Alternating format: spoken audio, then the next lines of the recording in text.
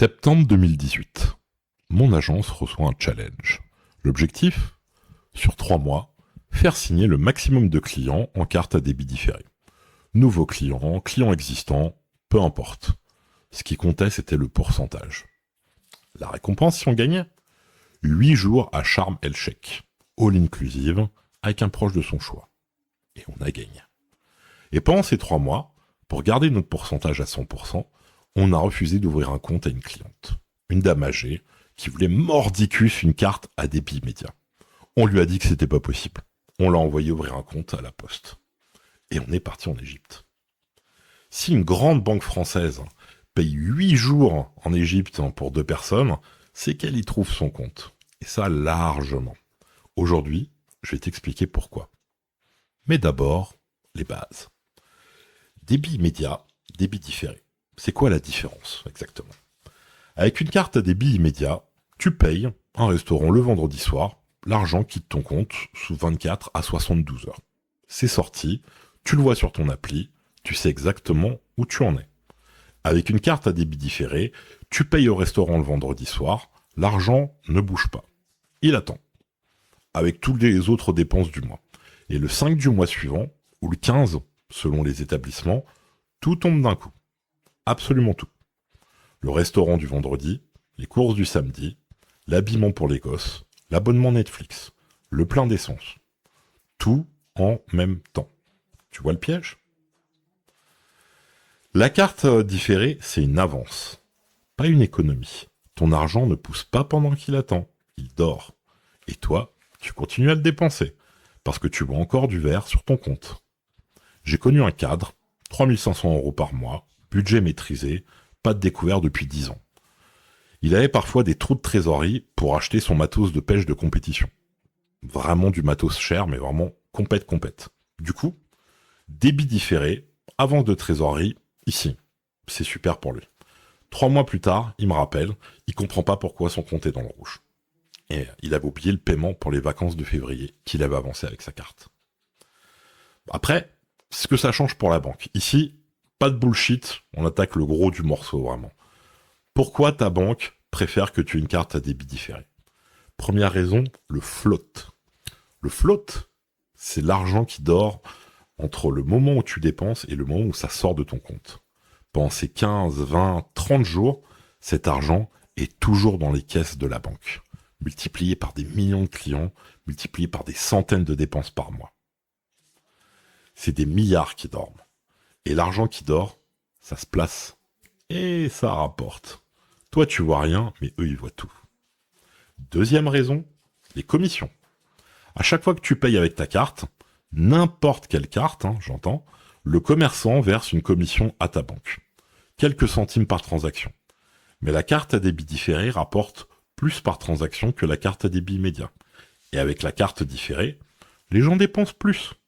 Parce qu'ils voient encore du vert sur leur compte. Plus de dépenses, plus de transactions, plus de commissions. C'est magique. Troisième raison, les agios. Quand tombe le 5 du mois et que ton compte n'est pas assez approvisionné, tu passes dans le rouge. Et le rouge en banque, ça se facture. Les agios, c'est entre 8 et 20% annuels selon les banques, sur ton découvert. Calculé au jour le jour. C'est légal, c'est dans les conditions générales, celles que personne ne lit évidemment.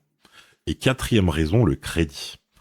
Quand tu passes dans le rouge à cause du débit différé, et ça arrive, on vient de le voir, ton conseiller a pile le bon produit à te proposer.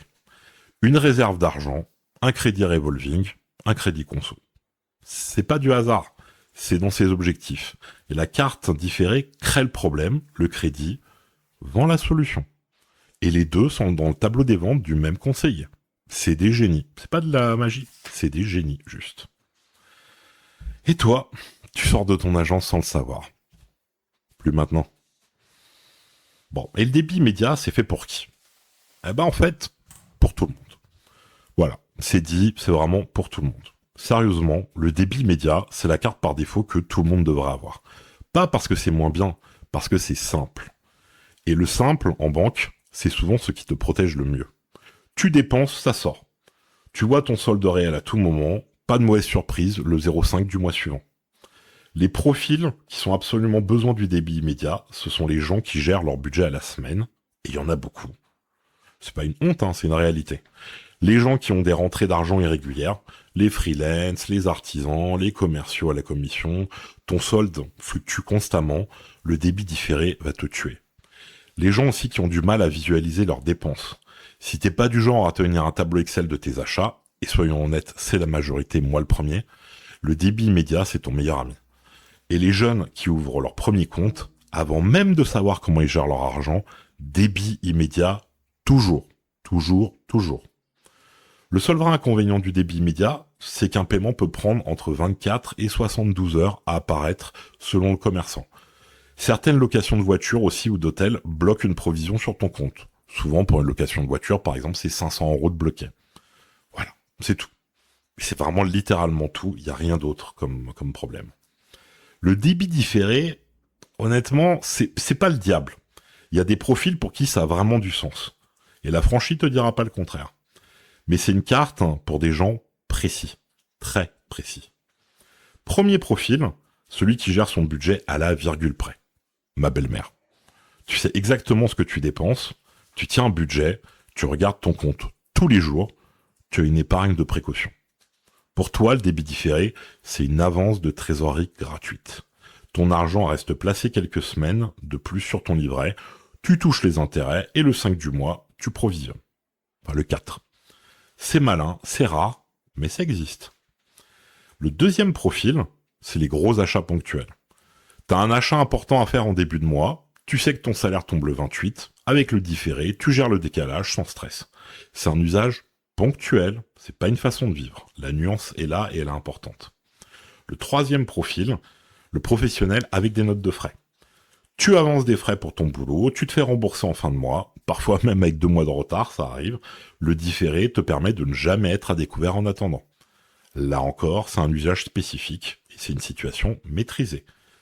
Pas le client lambda qui sort de l'agence avec une carte différée parce que son conseiller lui a dit que c'était mieux. Et le dernier profil, celui dont le compte est tellement rempli, qui s'en fout quand ça sort. Les grands patrons, les politiques, les youtubeurs à 500 000 abonnés. Ceux qui regardent pas leur solde parce que de toute façon, il y a toujours assez. Pour eux, le débit différé, c'est juste une habitude. Moi aussi, bientôt, j'espère. C'est pas le cas en attendant. On continue. Le problème, c'est pas la carte. Fondamentalement, elles ont chacune leur utilisation. C'est qu'on te la donne sans te demander dans quelle case tu es. Sans te demander comment tu gères ton argent. Sans te demander si tu as une épargne de précaution. On te la donne parce que c'est dans les objectifs. Et on part en Égypte, comme nous. Pendant ce temps, toi, tu découvres le découvert. On a vu ce que ça rapporte à la banque. Maintenant, ton conseiller, lui, personnellement. Parce que c'est pas la même chose. La banque, c'est le système. Le conseiller, c'est l'humain dedans. Et l'humain, même le bon, même celui qui veut bien faire, il est soumis à des objectifs. Des objectifs sur lesquels il est évalué, noté, primé, ou pas. Dans une agence bancaire, chaque conseiller a un tableau de bord. On en a déjà parlé dans la vidéo précédente. Nombre de cartes signées, type de carte, pourcentage de débit différé. Oui, le pourcentage de débit différé.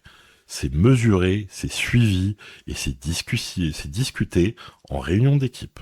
Chaque semaine, j'étais dans ces réunions, je menais ces réunions. Et les primes ? Prime individuelle si tu atteins les objectifs, prime collective si l'agence atteint les siens. Et un voyage en Égypte si vous faites 100% pendant 3 mois. Je te rappelle, on a refusé d'ouvrir un compte à une dame âgée pour garder ce 100%. Elle voulait une carte à débit immédiat. On lui a dit que c'était pas possible. On l'a envoyé ouvrir un compte à la poste et on est parti en Égypte. Et si un client voulait changer d'avis après avoir signé, on lui expliquait gentiment que techniquement, un changement prenait 3 mois. Techniquement, c'est vrai, mais on pouvait le faire en 48 heures si on voulait. On voulait pas. Et pour acheter sa patience, et je dis bien acheter, ma limite de délégation à l'époque, c'était 80 € de frais de compte remboursés. La limite de délégation, c'est l'argent que je peux, entre guillemets, offrir à mon client, en réduisant des frais ou autre. Et j'en ai remboursé plusieurs fois, pour garder le chiffre de 100%. Je te raconte ça parce que j'y étais. Et maintenant, tu le sauras aussi. En fin de compte, débit immédiat, débit différé, maintenant tu sais ce qui se cache derrière ces deux mots. Le float, les commissions, les agios, le crédit conso bien senti, et un voyage en Égypte financé par T. Pesos. La carte différée, c'est pas le diable, non, c'est un outil. Mais un outil qu'on t'a mis dans les mains sans te demander si t'en avais besoin, sans te demander comment tu gères ton argent, et sans te demander si t'avais une épargne de précaution. On te l'a mis dans les mains, pas parce que c'était dans ton intérêt, mais parce que c'était dans les objectifs. Et maintenant, toi, tu le sais. Dans la prochaine vidéo, on attaque les frais bancaires. Ceux que tu payes sans les voir, ceux qu'on t'a jamais expliqués. On va pas les réduire, on va les éviter. D'ici là, c'est rien.